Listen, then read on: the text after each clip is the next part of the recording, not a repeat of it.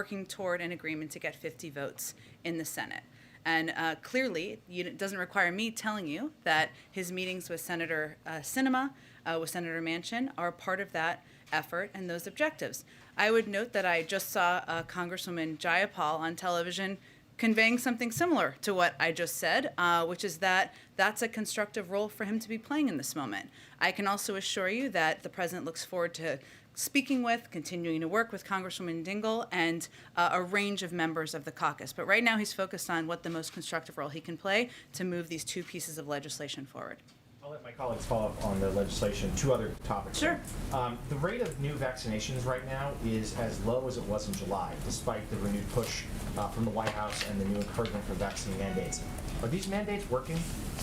Well, Jonathan, first, we did expect that rates of newly vaccinated would decline over time, as they have in other countries with more mature vaccination programs. So if you look at the United Kingdom, you look at Israel, you look at Canada, as things have progressed, and as, of course, greater percentage of the population are vaccinated, the percentages per day, or the numbers per day, have declined. We expected that would happen, and the number of people remaining to be vaccinated each day is also decreasing.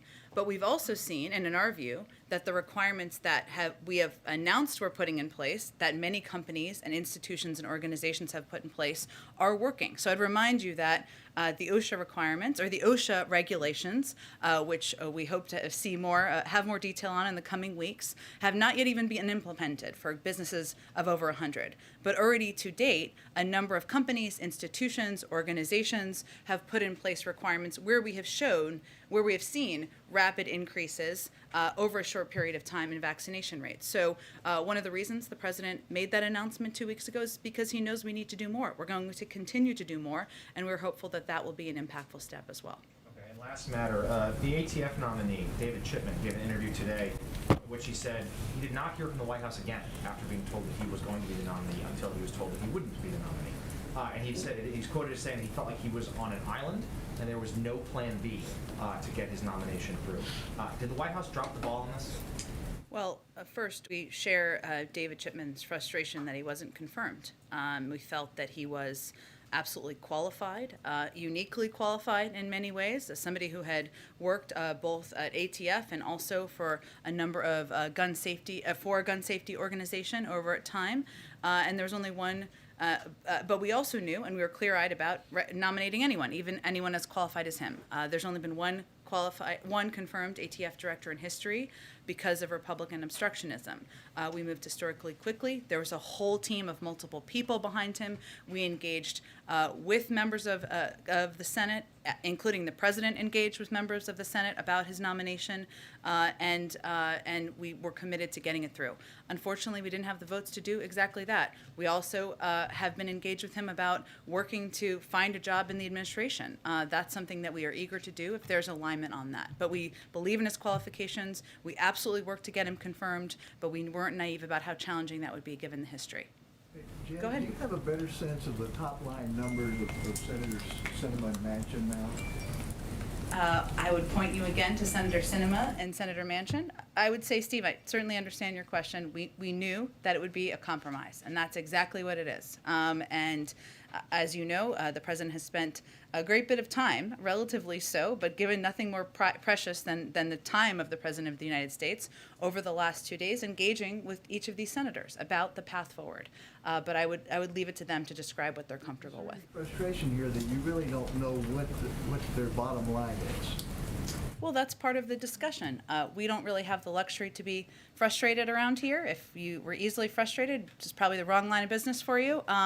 But I would say the president knew that this would require a range of discussions, negotiations, long conversations. He's obviously been through this before, 36 years in the Senate, 8 years as vice president, and even the success he's had to date as senator getting the American Rescue Plan through. We knew that. Especially at this point in the process, and that's what he's spending the majority of his time doing. Also why he pulled down his trip to Chicago today. Thank you. Sure, go ahead. Have they come to an agreement behind the scenes on a top line number? Again, I'll leave it to them to describe exactly what they're comfortable with and where they sit. But timing with the White House? Have they come to an agreement on a top line number? What our objective is, Caitlin, is working to determine what the path forward looks like. We knew that would require compromise. We knew that would require negotiation, and sometimes all sides giving a little bit. That's what we've been discussing, but I'm not going to outline private conversations in more detail. Does the president want an agreement on the legislative text by tomorrow? Well, I think you're asking me probably because of Speaker Pelosi's comments, I assume. One, I would say the president trusts the speaker and her assessment of what her caucus needs to win this vote. Our objective here is winning 2 votes, getting these 2 pieces of important legislation across the finish line, because we know the impact they'll have on the American people. We know they'll lower costs for people. We know they will be a huge down payment toward addressing our climate crisis. They'll lower taxes for 50 million Americans, and he wants to get both done. We certainly trust Speaker Pelosi. We're working in lockstep and around the clock to get both of these pieces of legislation done. I would say it's only 2:46 now. We have lots of time left in the day. It may not feel that way. Lots can happen, and that's what we're working toward. Based on the conversations that he's had with Senator Manchin and Senator Sinema, since we know that there have been plenty of them, does he feel that progressives can trust them to support the bigger package? Well, I can't speak for what members of the Progressive Caucus feel will make them confident about the path forward on reconciliation. Does the president feel that progressives can trust Manchin and Sinema? I'm not going to speak for what they think they require to get the vote across the finish line. They can speak to that. I'll let them do that. Go ahead. To follow up on that, it seems like Bernie Sanders has just thrown a monkey wrench into all this by encouraging. There are no monkey wrenches here. None. Encouraging his progressive colleagues in the House to vote down the bipartisan package, infrastructure package, unless the reconciliation package passes first. Now, I know President Biden has worked closely with Senator Sanders. What happened here, and how much damage has it done? Well, we're in the middle of it here, Terry. We're not done with this. The president has been clear about his commitment to getting both pieces of legislation passed, both of them through. So right now what we're navigating through and we're working through is how we can get agreement, of course, 50 votes in the Senate on a reconciliation package. That's what we're discussing here. We have to see what senators are comfortable with and if everybody involved is comfortable with it to get enough votes to get it across the finish line. Well, right now, Senator Sanders is telling his progressive colleagues, vote it down. Vote down the bipartisan infrastructure package, kill the whole thing. Well, I'm not going to speak for Senator Sanders, but I would say that there's more context of what a number of members of the Progressive Caucus are saying. What they want is they want a number. They want to understand what the path forward is on the reconciliation package. And ultimately, our objective here is to work towards unity, work towards an agreement. That's in process. We're not there yet, but we're working on it.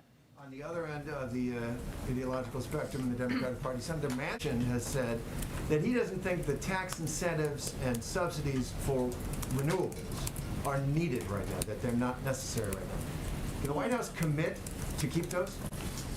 The president obviously proposed those in his initial package. He proposed a range of ideas in his initial package. I'm not going to negotiate from here. What we're looking to do is determine how we can get more than 50 votes to get this historic passage across the finish line. Bill? No commitment on those? I'm not negotiating from here. I could otherwise say this is in, this is out. We're not going to do that from here. We're obviously at a precarious and important time in these discussions. One more on another issue. In Iowa and Illinois, thousands of workers for John Deere have voted to authorize a strike when the contract expires tomorrow night, after the company proposed cutting overtime pay, increasing health care premiums, and more flexibility to close plants.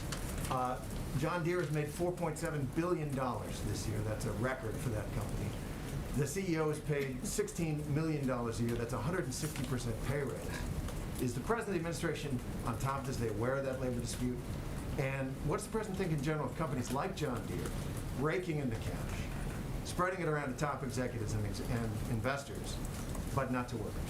Well, as a policy and for legal reasons, we don't weigh in on individual labor disputes. So let me say that first. And there have been others in other cases. We, of course, are aware of this particular case. I will say, broadly speaking, which I think you were also asking me about, yes, the president is deeply concerned when he sees companies making record profits, padding the pockets of CEOs, and expressing concern about paying a little bit more so that we can invest in our workforce, invest in cutting costs for the American people, invest in the climate crisis, that's deeply concerned. That's one of the fundamental reasons he thinks we need to make the tax system more fair and believes that companies can do that without passing on costs to the American people. Go ahead, Weijia. Jen, thank you so much. To follow up on what Terry was asking about Sure. Senator Sanders, over the summer, the president released a statement after he initially linked the two bills, reconciliation and the bipartisan infrastructure. And he said initially that he wouldn't sign one without the other and that they were in tandem. But when he released a statement to clarify, he wanted everyone to know these are two separate bills. So has the president directly asked the Progressive Caucus not to make voting on BIF conditional on reconciliation? The president has said the same thing privately as he said publicly. He wants to get both of these pieces of legislation passed. He also understands, and it's not a secret, how anyone, whether they're a member of the Progressive Caucus or more of the Moderate Caucus, what their views are on what their priorities are and that what they feel they need to understand and needs to happen in order to move these forward. What his focus on is now is how we can move both of these pieces of legislation forward and make sure that both of them are done to move his agenda forward. Does he view the progressives as linking them, though? They've made clear in their statement that these two are inseparable. So is he okay with that? The president wants to get both pieces of legislation through. And also he knows from doing this a few times, many, many times, that ultimately it's not more complicated than needing enough votes to get legislation across the finish line. That's what we're working to get done now. Members of Congress are not wallflowers. They have a range of viewpoints. We listen, we engage, we negotiate, but ultimately there are strong viewpoints, and what we're working to do is get to an agreement where we can move both forward. As he continues to engage, can you share if he plans to go to the baseball game tonight, or if he plans to head to the Hill himself? We've ruled nothing out, but I have nothing to announce for you at this point in time. I know I've said this many times, but we make a lot of these decisions hour by hour and what would be most constructive to move things forward. And just one more on Afghanistan. Sure. Because the president's military advisors continue to be asked about this today on the Hill. Can you just clarify when the president said, no one said that to me that I can recall, what he meant? Well, Weijia, I think you took just a portion of the transcript of his conversation he had with George Stephanopoulos. Earlier, in that particular part, he was asked a question, so no one that your military advisors did not tell you, no, we should keep 2,500 troops. It's been a stable situation for the last several years. We can do that. We can continue to do that. No one was suggesting that over the long term that we could keep 2,500 troops and that would be sustainable over the long term.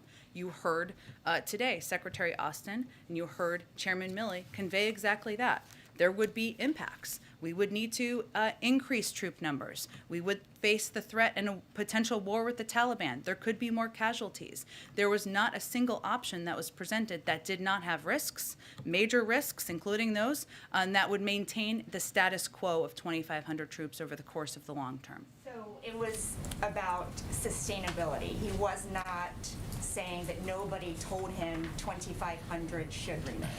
Well, Weijia, I don't think we need to dumb this down for people because this is a really important issue. What we're talking about here was an initial recommendation in the short initial period of time of having a troop presence that would continue. Not a surprise, the recommendation over the course of the last 20 years from the military has been to maintain a troop presence. You could argue that's their job to maintain that. The president's view when making a risk assessment, when reviewing his options, was that he did not want to escalate the number of troops we had in Afghanistan. He did not want to risk losing more troops. He did not want to go back at war with the Taliban. So he evaluated that was not in our national interest. That was the decision he made. I also think it's important to note, which some of the context of this is missing, is that the recommendation is that when they made these recommendations, were made at a time when the collective assumption was that the Afghan security forces would effectively hold off the Taliban for a much longer period of time. Clearly, that was proven to be inaccurate. That was an inaccurate assumption. So there was a recommendation by some of 2,500 troops for a short period of time under the assumption the Afghan National Security Forces would maintain, they would fight, they would be in the lead. They were not. And as Chairman Milley also stated today, we would have needed 5,000 troops alone to protect Bagram, as we were 5,000 troops to protect Bagram alone. And that does not include what would have been needed to hold Kabul. So I think it's important to understand the context here too. Obviously, we know a lot more now than we knew several months ago, and there was no credible option to keep an ongoing presence of 25 troops over the long term. And what's clear now is that it would have been much higher than that, and they conveyed that today. Go ahead. Thanks, Jen. On reconciliation, progressives staked out a new number that we hadn't heard before today. One source told me that anything less than $2.5 trillion would be very tough to swallow. Did the president play a role in getting progressives to toss around a number like that? Well, I would say that we have had about 260, probably more like 300 now engagements with a range of members and their offices over the course of just September, including a range of progressive members and their offices. I think it's pretty clear we're in the middle of a negotiation and that everybody's going to have to give a little. So I will let them speak to what they might be comfortable with, what they'd be comfortable supporting and voting for, but certainly we knew that part of this would be potentially coming down in numbers. And then, can you still cover all of the priorities in the president's bill with a figure that is smaller than 3.5? And are there areas where things could be scaled back that are being looked at right now? One specific one there's been some talk about is community college. Is that an area that's being looked at? And is there maybe something with canceling student debt that could be a remedy for that? Well, Jackie, I'd first say that if Congress wanted to send the president a bill to cancel $10,000 in student debt, he'd happily sign it. That obviously hasn't happened at this point in time. There's plenty of time left in his presidency. I understand why you're asking. Yes, it would require some numbers coming down, just the math, the pure math. Should the number be lower than 3.5? And obviously, negotiating the number is part of what's happening at this point in time. But right now, they're also talking about what that looks like and what would be impacted. That's a live conversation, so I'm just not in a position to get into more detail from here. So, since the parliamentarians struck immigration out of this, Yeah. is there a new plan to address that in a different sort of immigration push? And part of that, is there anything new on the border that the president's going to tie into that? Into the reconciliation package? Well, no, because the reconciliation package cannot include the immigration Right. provisions that were part of that. Is there going to be some different push? Well, maybe it will prompt a greater push on the Hill for comprehensive immigration reform. I mean, I think this news just came out from the parliamentarian just a couple of hours ago, or maybe even less time than that. And certainly it's a reflection of the fact that senators went back to look for another option that could be accepted by the parliamentarian. But these members have indicated that they are committed to getting immigration reform done. We are committed to getting immigration reform done. This, I expect, would renew a look for what the vehicles and options may be. Go ahead, Kelly. How would you describe the president's view right now about the trust factor within the Democratic Party? There seems to be a lot of public venting of concern about broken promises and not being certain from some members about what the end game looks like. What's the president's sense of the state of trust within the party right now? I think the president, and we all understand this to be an expected part of the process at this moment in time. Members have strong feelings about what their priorities are, what they want to be included in historic pieces of legislation. We understand that. I mean, they ran for office to come and get things done for their constituents, to fight for particular issues that are important to them, whether it's childcare, the child tax credit, community college, climate, and we're seeing that play out. Some also have strong views about what should not be in a package. So we understand that many members are looking to know and have confidence in their priorities moving forward. That's what we're seeing play out now. I don't know that the president has an assessment of trust. He just wants to be an arbiter between all the members, key components of the party on how we can get this done and move it forward. And how are you advising him of what the end phase of this will look like? Should we expect to see the president more publicly talking about these issues? Will we see him, in a more front stage role? So since you can't talk about the negotiating behind the scenes, what tea leaves should we be looking for to signal where this is going to finally, the plane be landed at some point? You mean in advance of something passing or after something passing? Yeah, before. Before. Look, I think it's important for people to remember. I mean, the president announced these bills or announced these proposals back in the spring. Big major speeches he gave. He's spoken about it dozens of times publicly. We've sent the cabinet out through the course of August to also make the case. I think what you're going to continue to see for this moment of time, Kelly, is a lot of these private conversations and discussions with a range of members about how to move things forward. And yes, he's the first to tell you that we need to continue to communicate with the American public about what's in these packages. But if we're talking about this period of time, over the next 24 hours or so, I would expect you to see him continue private conversations, and that's how he'll spend his time. Go ahead. Yes, thanks, Jen. How confident is the White House at this point of a vote on infrastructure tomorrow, or do you think that could slip into next week? Have you gotten any assurances? Or? Well, this is why we all came to Washington. It's like an episode of a TV show. I am not in a position to look in a crystal ball here. Which TV show? Maybe The West Wing, if something good happens. Maybe Veep, if not. I'm not sure. I will assess tomorrow where we stand. In all seriousness, Catherine, we're not in a position. I said before it was 2:46. It's 3 o'clock now. Expect our team, the president, just to give you an update, is going to be working around the clock. The rest of the today, overnight, into tomorrow morning. And we're going to be working in lockstep with Speaker Pelosi. He trusts her implicitly. He knows that she knows what her caucus needs. There's a shared commitment to winning this vote. But right now, I just can't look into a crystal ball quite yet. And on General Milley, does President Biden still have confidence in him and his role, given his conversations with the press that he talked about? If he spoke about President Trump, will he speak in the same way about President Biden? I would say first, he absolutely has confidence in Chairman Milley. He's worked side by side with him over the last 9 months through clearly some difficult times, difficult decisions in his presidency. He has a different relationship with Chairman Milley than I expect President Trump did. I can't speak to that relationship, but he does have trust in him. And one really quickly, Alabama's governor wants to use COVID relief dollars to build new prisons in the state. Is this something that the White House will weigh in on or try and move to stop this? I'm just prisons in general, or? The reporting is that they're looking to build prisons. I would be surprised if that was the intention of the funding, but I'm happy to check with our COVID team and see what the parameters are on that. Go ahead. More broadly, does the president have confidence in each and every member of his national security team? He does.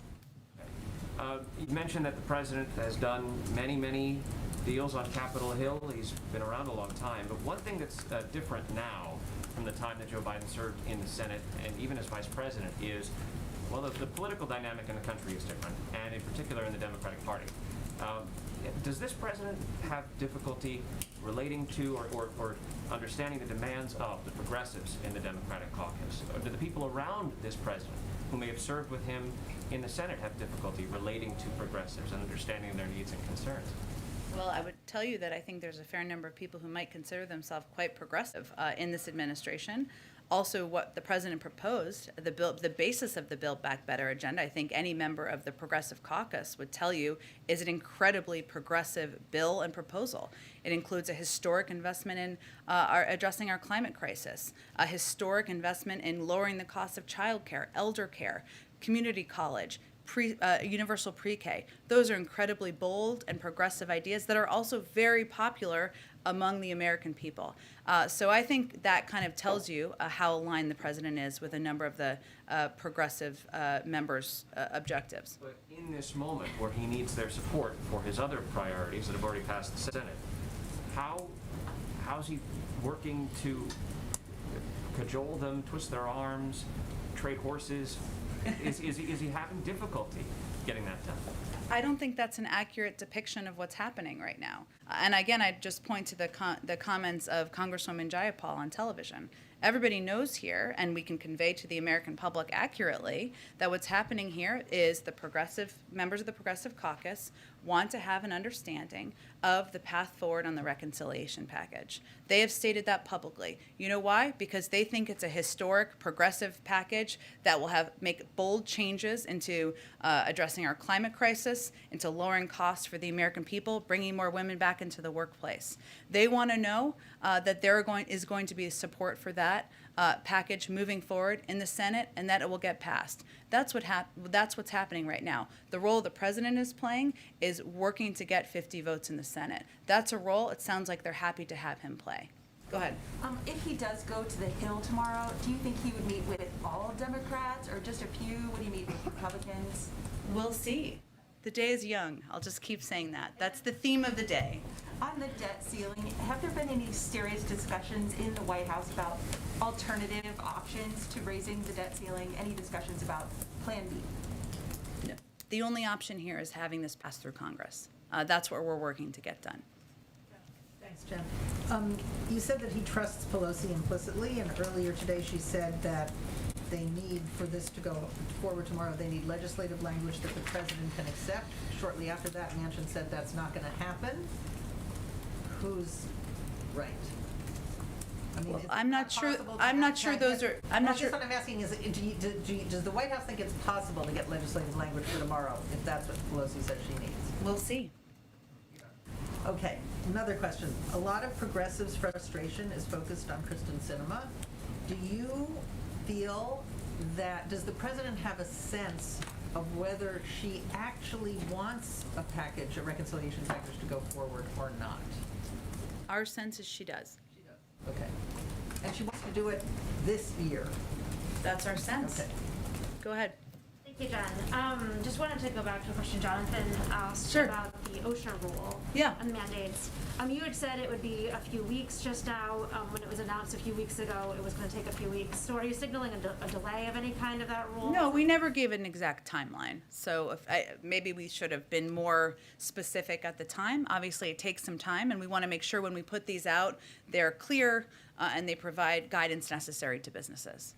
So how many weeks then are you expecting? I can't give you a timeline. OSHA's working on them, but obviously, hopefully we'll know more in the coming weeks. And I have a question on the governor's race, where the president's legislation and his performance was invoked in a debate last night. Mm-hmm. Does the White House see the Virginia race as a referendum on the president's agenda? I don't think we see it that way. I would say, one, the president is a big supporter of the governors, former governors, I should say, as he stated publicly, and you saw him campaign for him several months ago. Obviously, I would note that he's also been campaigning on a number of components of the president's Build Back Better agenda and the president's initiatives he's working through Congress. So obviously, if people support that agenda, maybe they'll support what Terry McAuliffe is running for, but races are always a little bit more complicated than that. Yeah, I mean, McAuliffe has said to us that the president's agenda is a huge factor in his Sure. race.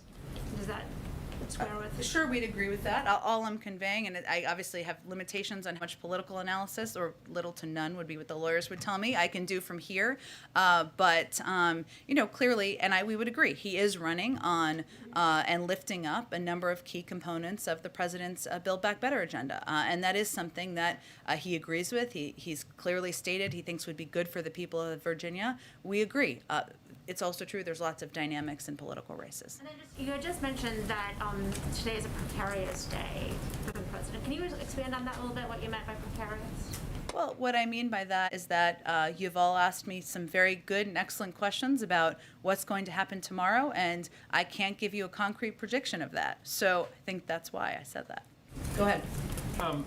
Sort of following on that last exchange, you have called, other people obviously have called today, this sort of moment that we're in this week, a pivotal moment for regular Americans who don't sort of understand the sort of nuts and bolts of the process here. Why is tomorrow a deadline? Why should tomorrow be a deadline? Why shouldn't there be an option to keep working until next week or the next month or next year to get these things done? Why are we in this situation? And does the president think that tomorrow is an important deadline that can't be moved? Well, I also think it's important, since you gave me the opportunity, for the American people to understand all of the pieces that are happening right now, right? We're working to... I'm happy to have you do it, but obviously the debt ceiling and Sure. the government spending is in a different category where Yeah. there are actual deadlines. But I'm talking about the BIF and the infrastructure and the reconciliation package. Is there a reason that has to happen in the next 24 hours? Look, I think for American people who are watching, or they're reading your newspapers or watching your television shows, what they should understand is leaders in Congress set timelines for votes when they hope to gather the votes to push legislation forward. Does it mean, and obviously the Speaker made clear that she's evaluating what's next, and we will work in lockstep with her over the course of time. But our objective is to win the vote when the vote happens. No, there's not. I think what she has spoken to, which I would point to, is the expiration of the surface transportation bill, which certainly does happen tomorrow, and something that Speaker Pelosi has alluded to. But, we're hard at work. We're working to get this agenda done. And beyond that, we're just working toward when the timeline was set by the leadership in Congress. If it doesn't happen tomorrow, you expect that there will be other opportunities to vote on both of those the pieces of his agenda in the days and weeks ahead, or do you see that as a kind of moment where it then becomes impossible beyond tomorrow? Let's let tomorrow happen, but the president is committed to getting his agenda done. So is the Speaker, so is the leader in the Senate, and will remain in lockstep working with them to do exactly that. Go ahead, Karen. What role is Vice President Harris playing right now in the negotiations on the reconciliation bill? She has been active in making calls to members and engaged with our legislative team, and we're all hands on deck here and working to get this done. Is she in the room when the president's meeting with Senator Sinema and Manchin yesterday? I'd have to check. Obviously, she has her own schedule of events and meetings and things she does, and she obviously engages with the president sometimes and separately at times. I'd have to check if she was in those meetings yesterday. I'm going to go back to something Kelly had asked, but also, is she going to go up to Capitol Hill to do any meetings in person? We'll see. Day-by-day evaluation. Stay tuned. To Kelly's question, we haven't heard from the president since Monday. You said a few moments ago that there are many ideas in the reconciliation plan that are popular among the American people. You say that a lot. You've heard the president talk about this. Does the White House not see value then, right now, in this crunch time, in the president talking publicly about those ideas as a way to put pressure on some of those lawmakers? Well, these ideas are already very popular, thanks to all the work that's been done and thanks to the fact that when they were proposed, they were meeting huge needs that the American people had been talking about for some time, including addressing the cost of childcare, of elder care, of college, of preschool for families, of addressing the climate crisis, of rebuilding our roads, our railways, and our bridges. These are things the American people, regardless of the political party, support and continue to support at huge majorities in most cases. So there's nothing more valuable, as I said earlier, than the president's time. And right now, the best way we can use his time is to have these conversations with members at this pivotal time, to get things across the finish line. I promise you, he will be out there talking about these policies and these initiatives, how they help people, how they lower costs for the American public in the weeks ahead. But in this moment, we had to make an evaluation of the best way to use his time. Go ahead. Thanks, Jen. How are the White House and the federal government preparing for a possible shutdown tomorrow? Just in contingency plans. You just said that there's only one possible way forward on this, but also that you cannot predict the actual outcome of tomorrow. On the debt limit, yes, there's one possible way forward. On the CR, our intention is to on the government shutdown, I should say, our intention is to get a CR passed, and so that we do not shut the government down. Of course, OMB has been preparing for any contingency. They have been over the last period of time and preparing to update contingency plans as needed. And we know, and one of the reasons we want to absolutely avoid a shutdown is that they are costly, disruptive, and damaging. The CBO estimated that the 2019 partial shutdown cost the economy $11 billion, or about $31.4 million per day.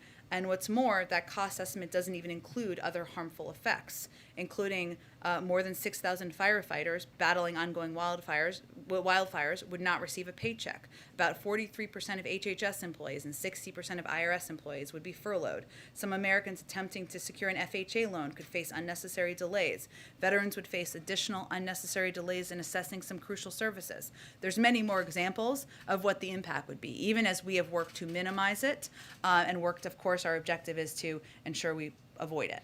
And then yesterday, Tesla CEO Elon Musk said that the government should avoid regulating cryptocurrency at all. This comes just as after last week, the Chinese Communist Party banned all cryptocurrency in the country. The Biden administration and Congress have obviously included some crypto provisions in the infrastructure bill itself. What is your view of, or the White House's view, I guess, of regulating cryptocurrency at the moment? And what are your reactions to, I guess, Musk's comments? I don't have any reaction to his comments. They don't impact our policy, I would say. I guess that's my reaction. But beyond that, obviously, the regulation of cryptocurrency is up to the Treasury Department, Congress. I'll leave it to them to speak to it. Go ahead. Thank you, Jen. I have two questions. This is on reconciliation. You've said ever since this package was unveiled that the number would come down, it would be a compromise. But earlier this week, Speaker Pelosi told her caucus that they're rushed now because she only last week found out that the $3.5 trillion number was not viable. So what got lost in translation there? Nothing. That's what happens in the end stages of a negotiation and a discussion. And what Speaker Pelosi is evaluating and has been is the same what we've been evaluating. How can you get enough votes to get a piece of legislation passed? And ultimately, you need the majority. And as the Speaker of the House and the leader of the Democratic caucus, that's part of her job. Well, was she not under the impression, as it appears the White House was, that the number would have to come down in order to secure those votes? Well, we've always said there would be a compromise. There would need to be. And I would leave it to her to speak to what she felt was necessary. But I think it's also pretty standard in the last 10 days or 2 weeks of a discussion or negotiation for people's positions, their bottom lines, including within a caucus, to be clarified. And then on the debt ceiling, you've said that the president has engaged hundreds of times with lawmakers on these legislative packages on reconciliation and on infrastructure, but that is trillions of dollars in new government programs. And I'm wondering what the rationale was to negotiate all of these new packages before there was a deal to raise the debt limit to pay for existing government spending. Well, I'm glad you said that because there's some confusion about that sometimes, not from you, but none of the discussion about the debt ceiling has anything to do with the discussion about additional programs. Look, I think the president's view and our view has been the debt ceiling has been raised 80 times in a bipartisan fashion over the course of history, including 3 times during the prior administration, even right after the passing of $2 trillion in tax cuts that were not paid for. So in his view, this is something that has been done in a bipartisan manner. It should be something that is not political because everybody should believe that we need to protect the full faith and credit of the United States. And we're disappointed that that's not the view shared by Republicans right now. And at what point will the White House and the Treasury Department and members of Democratic leadership chart a different path? At what point will it become clear whether you're going to get 10 Republican votes or not? Well, we're working on options now. You've obviously seen Leader Schumer look to move forward with Democrats. We're being blocked on that effort currently by Senator McConnell. I almost demoted him by accident. By Senator McConnell, by Senator Cruz, and others. And what's so absurd about this is that these are individuals, especially Senator McConnell, who have made very clear in the past about their concerns and the risks of the U.S. government defaulting. This is why it's never happened in the past. It would have a huge, devastating impact on our economy. He knows that. He stated that publicly. He still won't vote for it, and he still is trying to stop us from raising the debt limit. If that's not politics, I don't know what is. But the debt limit was last raised 2 years ago, so should some of these conversations have started earlier to avoid being in this crunch time with 3 weeks left?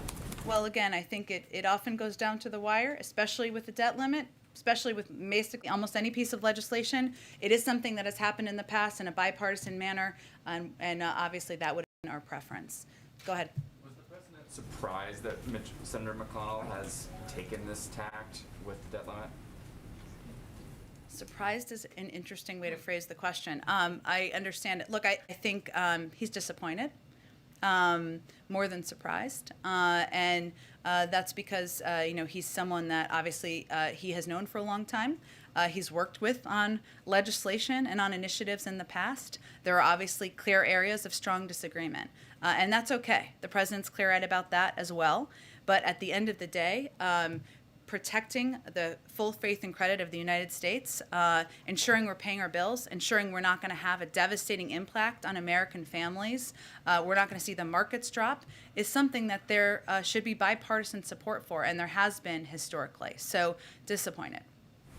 Go ahead. Given how things have gone with companies putting vaccine mandates in place, does the White House view this as a positive sign for how its own mandates for federal workers and larger companies is going to be treated?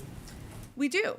We see it as a good sign and as a model. And there have been, some of these companies have been much bigger, larger companies where they have effectively implemented these mandates and requirements. And for the most part, we have not seen a mass exodus of employees. Yes, individuals have decided not to get vaccinated and then have therefore no longer been employed. That's nobody's preference. But for the most part, we've seen an increase in vaccinations in these companies, which makes workplaces more healthier, right? People feel more confident in these workplaces. It's also good for the economy, which is something that Goldman Sachs predicted, that the country would see a positive impact on employment as a result of the president's policy. We're seeing that in companies. A lot of these CEOs have spoken to that. Mark Zandi, chief economist at Moody's, said the evidence across the countries is that more vaccinations means fewer infections, hospitalizations, and deaths, which in turn means a stronger economy. Justin Wolfers, economist at the University of Michigan, said, viewing Biden's vaccine mandate as simply economic policy, it's surely the cheapest and most powerful economic stimulus ever enacted. So we have seen in a lot of places, and let me just give you an example because it's a really good one. United Airlines is obviously a huge company, 67,000 employees. They lost 593 employees, or decided not to get vaccinated, less than 1%. They're at a very high vaccination rate. That's a good sign, and we're seeing that in many companies across the country. At the same time, the president's poll numbers on COVID have dropped. Is the White House concerned about that? How does it plan to address that issue, specifically because having people trust his opinion on this is a big question. People following public health guidelines. Well, we think it's more a reflection of people being sick and tired of COVID. And tired, some of that is a reflection of people who are vaccinated being frustrated that there is still a percentage of the population who are not vaccinated, and that's impacting their daily lives. There was an assumption several months ago, before the rise of Delta, that we would be over and through it and back to normal at this point in time, and we're not. And that's frustrating, and that's impacting people. Ultimately, as the president has said many times, the buck stops with him. The way to solve it is to continue to get more people vaccinated, get people's lives returning back to normal, and that's what we're working on every day. Go ahead.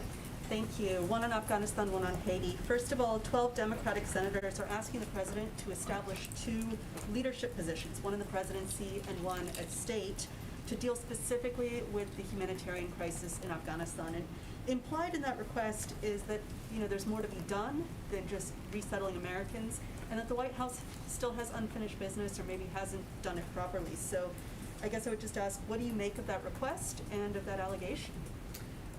We agree that there's more work to be done in Afghanistan, it's important and imperative that humanitarian assistance is able to reach the people of Afghanistan. This is an issue that the president raised with the UN Secretary General when he was at the UN General Assembly just last week. This is one of the reasons also that we've been working so hard with the Qataris to ensure there are flights operable that can get into the country to get this humanitarian assistance out to people in the country. We do have a range of officials who are working on exactly this from the State Department and from the White House. I don't know the specifics more of this particular request, but we agree there's more work to be done. We have staff who are committed to doing exactly that. Haiti, I just need a reaction to Haiti's Prime Minister dissolving the Electoral Council and delaying elections until 2022. And then secondly, there's a perception among the Haitian community in Haiti that the U.S. government paid their government to take the migrants back. I just wanted you to clear that up. Is that true? So first the PM and then did the U.S. government pay the government? Well, on the second piece, that is not true. We, of course, have been providing a broad range of humanitarian assistance, and I don't know if that's what the analysis is based on. Hard to know. And we are going to continue to support leaders in Haiti including with humanitarian assistance, with security assistance. We obviously have a strong presence, a diplomatic presence on the ground, led by an experienced ambassador. In terms of the particular announcements, I had not seen that before I came out, so let me check with our national security team and I'll get you a more specific reaction. Go ahead, Yamiche. Hi, thanks so much, Jen. Representative Ocasio-Cortez just said that the most helpful thing President Biden could do would be to, quote, say we're going to pass these bills at once. That eliminates the infighting. Is the president willing to do that? And if not, why not?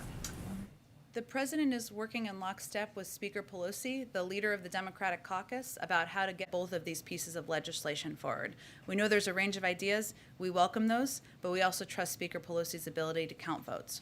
So just to be sure, the president is sort of uncomfortable with saying, we're just going to tie these two bills together and sort of... The president's uncomfortable with none of that. What the president's objective, though, is to get the pieces of legislation done. And while we appreciate the Congresswoman's ideas, the leader and the Speaker of the House and leader of the caucus probably has the best sense of how to get these things done. And I was talking to a lawmaker yesterday who called the president the closer. I wonder if the president himself sees himself that way. Does he see his role as being the closer here? Well, I would say at this point in time, what his focus is on, I'll let other people label it and give baseball analogies should they choose. Would welcome those.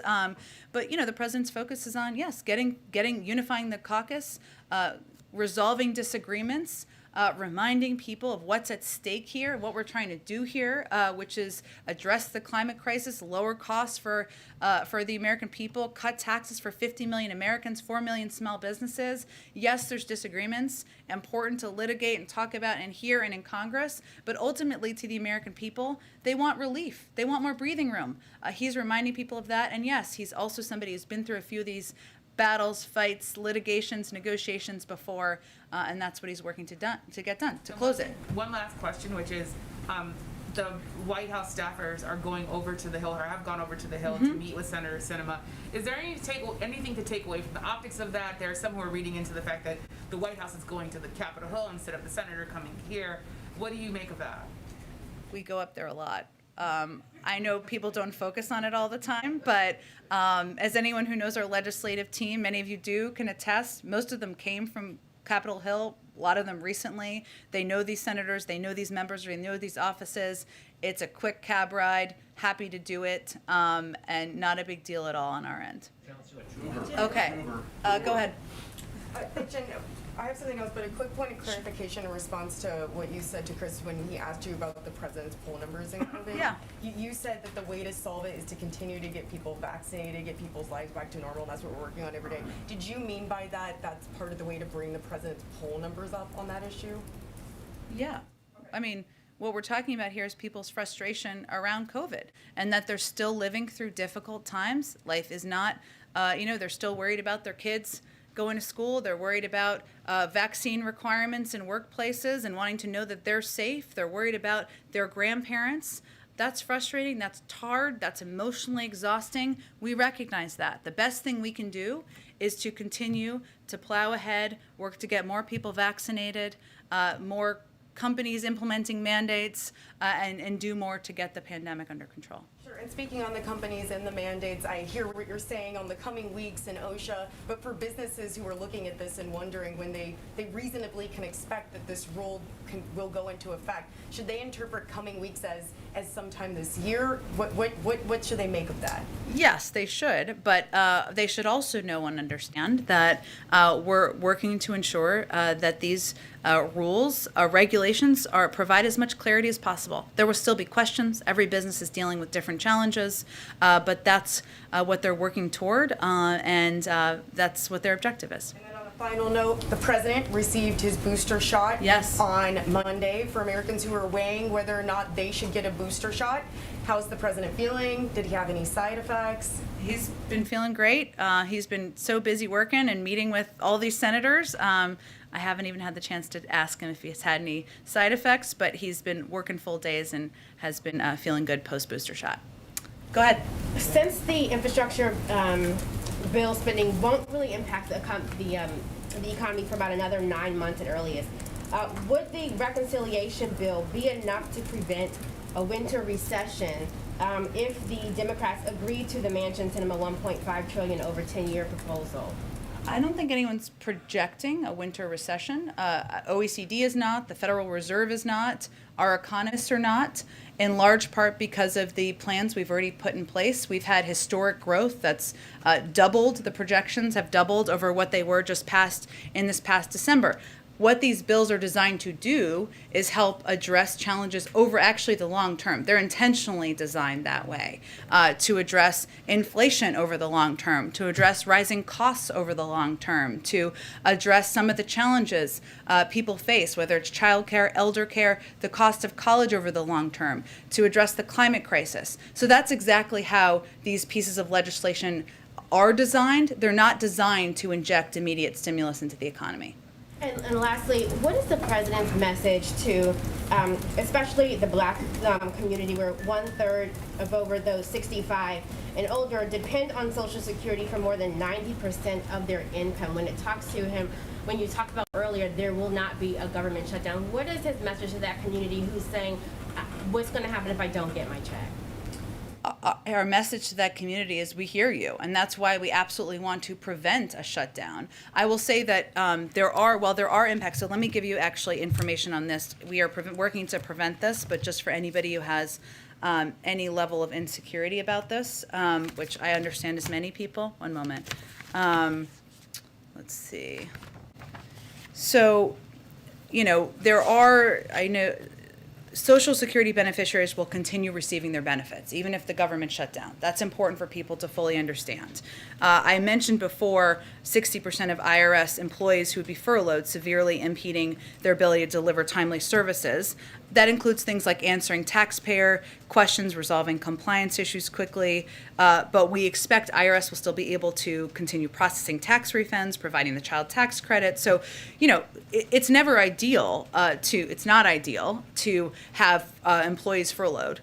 Because it reduces the ability to quickly do services, but there are certain components of the federal government services that are protected even if there is a shutdown. Okay, thanks everyone. See you tomorrow. The president calls himself an eternal optimist. Is he optimistic he can flip any votes in the Senate? He's always an optimist, Brian. Can he Always. flip any Republicans in the Senate, though?